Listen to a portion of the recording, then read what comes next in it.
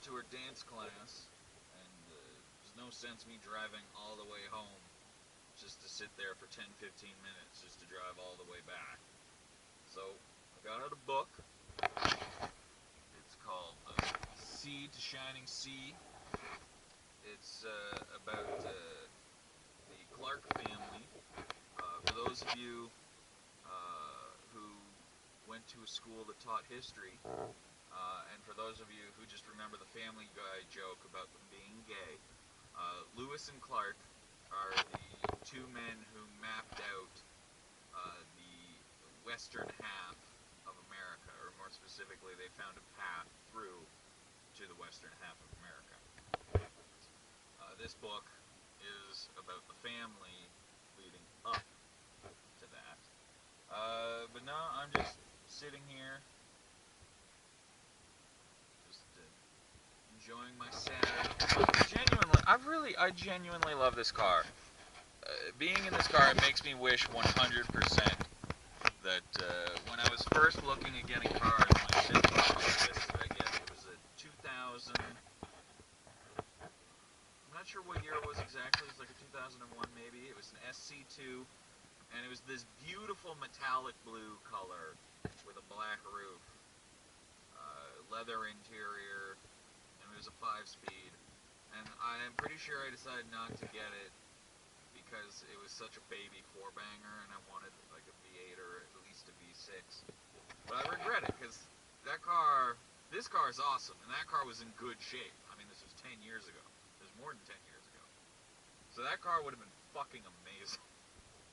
But alas, I went a different route. But I genuinely love this car.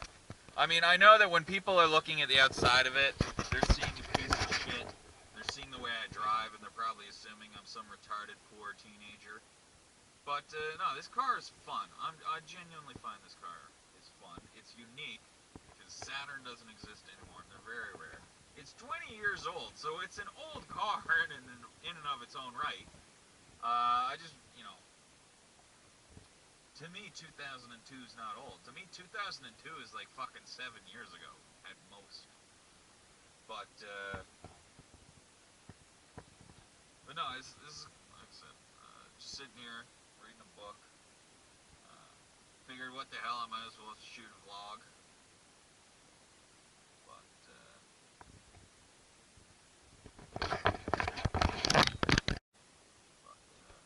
I am starting to get worried though, because the car's making a lot of noises.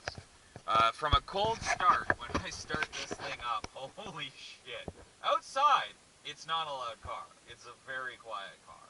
But inside, when it's cold and you first start it up, and everything's rattling. Like, for instance, the passenger mirror. The car vibrates so much that over the course of like 2 or 3 days of driving, that mirror fucking slowly goes till it's pointing straight down. This mirror vibrates so bad that you literally can't see anything out of it. Everything's just a blur. The dashboard's falling apart in places because it vibrates so much. And you can actually tell when right now it's windy, so the antenna's moving, but the car vibrates so much that you'll actually be able to see the bars in the antenna twitching because the antenna is vibrating and it's getting intermittent signal spikes. But I'm really starting to worry because I'm relatively new to manual. I've gotten accustomed to an automatic transmission and, the sounds associated with that. So I don't know if the sounds I'm hearing are indicative of the clutch going, or if the whole transmission's fried, if there's a problem with the engine. Based on the sounds and the noise, if it was an automatic car, I'd say like the flywheel was like warped. Because you've got your, which is your engine, which is the brum, but it's kind of a, of just like, just of a gear moving and just ticking off of something, So I don't know if like with a manual car, if like the clutch isn't completely disengaged, so as all the gears are spinning, if they're just like shucking off the clutch. I don't know if that's a thing. I have no clue. That's what it sounds like. So I don't know if the clutch is slowly disintegrating, if it's about to go at any moment. Maybe the gears in the transmission are fucked. Because, like, not only am I not really the best manual driver, I'm also not gentle on cars, period. And I've been reading that apparently the differentials in these cars are known to go kablooey. And so spinning the wheels isn't helping that at all. And down gearing in place of gearing down, sorry, in place of using the brakes. Everyone keeps telling me you're supposed to do that, and I know that you can do that, but I'm wondering if maybe when when the transmission is 20 years old and 440,000 miles, maybe you shouldn't be. And I don't know. There's a part of me that's worried because Lua is a good girl. I genuinely love this car, and that in and of itself is a problem. I'm starting to love this car so much that if the clutch goes, I'll probably replace it, and that's gonna be. I'm assuming that's gotta be like $500 or $600 once you count labor, because I'm not doing it myself. And that brings this car up quite a bit. Like $350 for the car, $450 to get it on the road. That's now $800, which is perfect. You know, $800 for a car that's on the road is still a pretty good deal for 440,000 miles and 20 years old. But once you say it's $600 to get a new clutch put in, now we're at $1,400.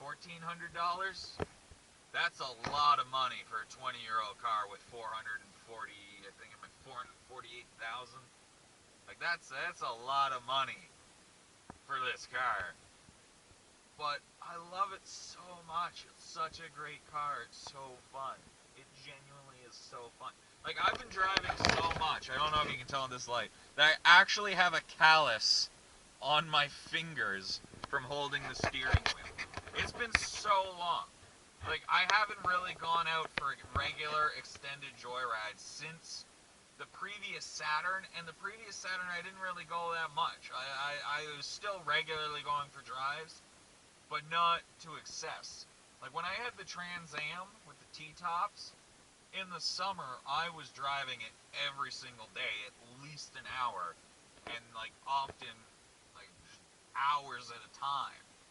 And then when I had the Camaro, it was the same. Like every day after work, if it was nice out, I'd go for an hour or two drive. And every weekend from like Friday night till Sunday evening, I was driving non-stop in the Camaro. And after the Trans Am, the Mercedes just didn't have that same vibe. And the Saturn kind of gave it to me back. I was at least, I was going out and screwing around with it in the rain and whatnot. But since the Trans Am, I haven't really had that urge to just go out and drive all day, every day. This Saturn has given me that urge. This Saturn, SC1, 100 horsepower. And that was the thing, when I was younger, I don't want to, I think I've definitely swore to never get a four-banger. In fact, the first Saturn I got was the first four-banger I got, and I was literally only able to justify it because it was $500, and it was literally a beater because I needed to get rid of the Mercedes because of the parasitic drop. And, but no, I fucking love this thing. I genuinely love this thing. So, I really hope that the clutch doesn't break. I really hope there's nothing else wrong with it, because I don't mind if it's just loud and makes a bunch of noises. You can just turn up the music. Although, come winter, because normally I always drive with the windows down, but today I had people in the car, and it's a bit windy, a bit chilly. You can see it's overcast as fuck. So I just, I had the windows up today, so I really noticed just